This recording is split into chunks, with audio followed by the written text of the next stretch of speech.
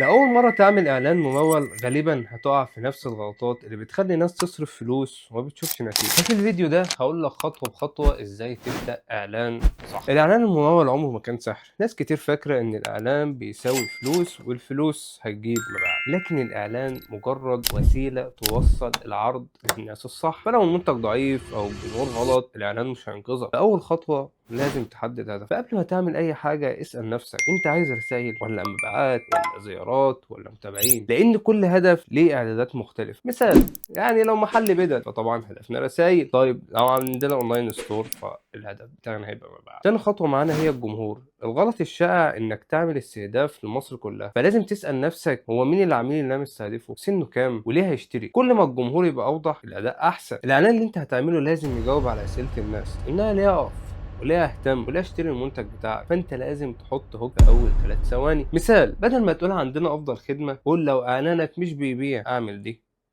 فاهمني؟ رابع خطوه معانا هي الميزانيه. مش شرط تبدا كبير، لا، ابدأ صغير واختبر. يعني ميزانية صغير واختبر، وما تكبرش بسرعة الميزانية. فمش كل اعلان وحش يبقى محتاج فلوس اكتر. فانت اختبر ب 250 300 جنيه اختبار لو انت الميزانية بتاعتك 1000 جنيه. خامس خطوة معانا هي تحليل النتائج، ودي اهم حاجة. انك تبص على السي تي ار، الفريكونسي، السي بي اي، لكن ما تحفظهمش. انت افهم الناس بتضغط، بتكرر، بتحول. فانت لازم تفهم النتائج وتحللها، مش مجرد انك تحفظهم وبس. عندك اخطاء ممكن تدمر اول اعلان، انك تغير كل شويه، تخلي الجمهور اوسع، تقفل الاعلان بسرعه، تعمل تقليد للمنافسين. فيا صديقي الخلاصه انك تحدد هدفك، حدد الجمهور، اعمل كرياتيف قوي، وابدا صغير وحلل صح. ولو عايزين فيديو عملي جوه الادز مانجر اكتب لي في الكومنت، وما تنساش تعمل لي سبسكرايب. سلام.